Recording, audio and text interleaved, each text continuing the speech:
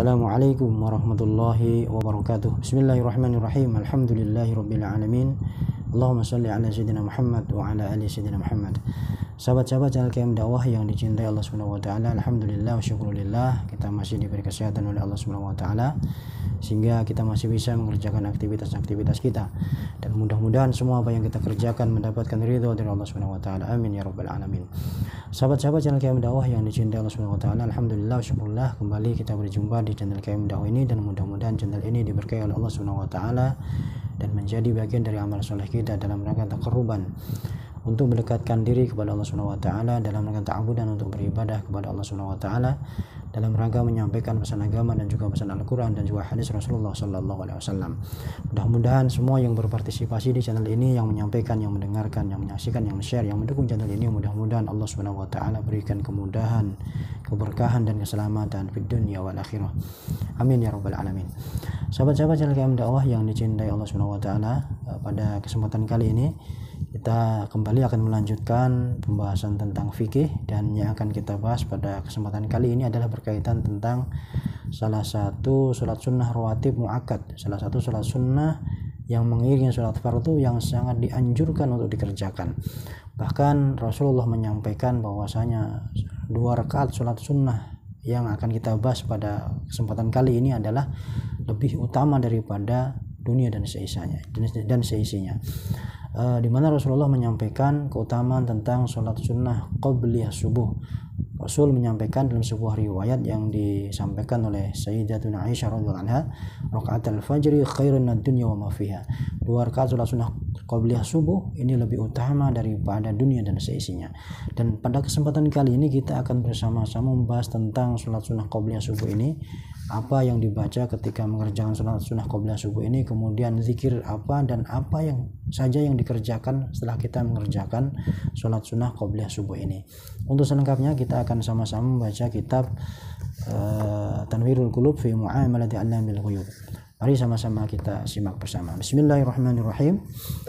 Disampaikan di sini di antara sholat sunnah rawatib, ya, ada 10 rakaat sholat sunnah rawatib muakkad yang sangat dianjurkan untuk dikerjakan, dan salah satu di antaranya adalah 2 rakaat sebelum mengerjakan sholat subuh.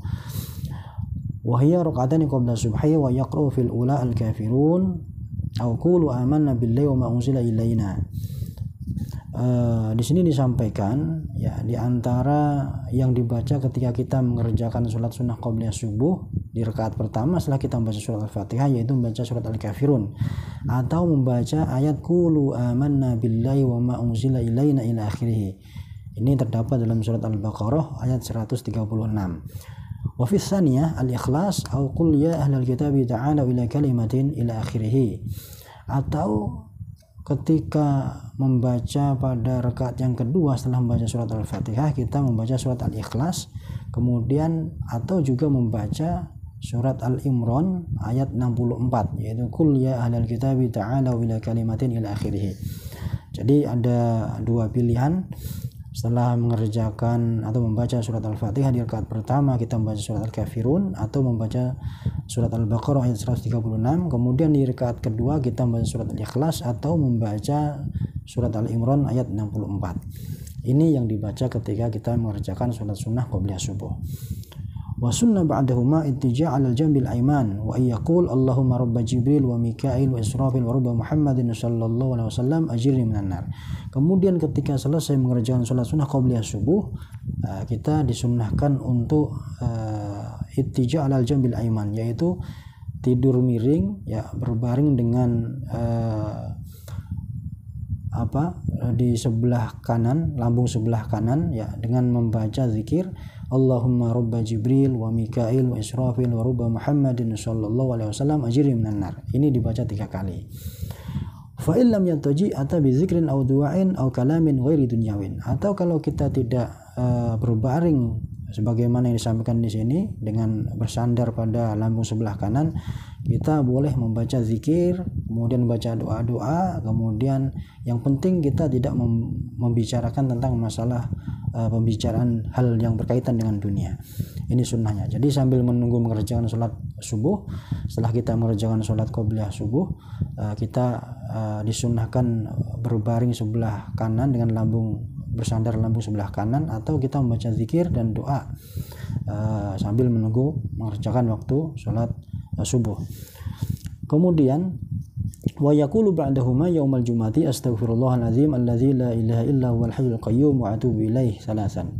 Nah, khusus pada hari Jumat setelah kita membaca zikir tadi, ya, membaca doa Allahumma rabba Jibril wa Mikail wa Israfil wa rabba Muhammadin sallallahu alaihi wasallam ajirni minan nar, itu kita juga setelah itu pada hari Jumat atau subuh pagi pada hari Jumat kita disunnahkan juga untuk membaca astaghfirullahalazim alladzi la ilaha illa huwal hayyul qayyum wa atubu ilaih sebanyak 3 kali.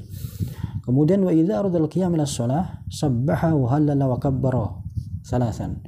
Kemudian ketika selesai membaca doa Allahumma rabba Jibril wa Mikail wa Israfil wa rabba Muhammadin sallallahu alaihi wasallam ajirni minan nar 3 kali, kemudian kita membaca istighfar astaghfirullahalazim alladzi la ilaha illa huwal hayyul qayyum wa atubu ilaih 3 kali. Kemudian kita sebelum mengerjakan sholat subuh juga membaca tasbih sabbaha wa halala, membaca tasbih subhanallah, kemudian membaca tahlil la ilaha illallah wa kabbara, membaca takbir Allahu akbar sebanyak masing-masing 3 kali. Nah, ini sunnah yang diajarkan oleh Rasulullah SAW sebelum kita mengerjakan sholat subuh.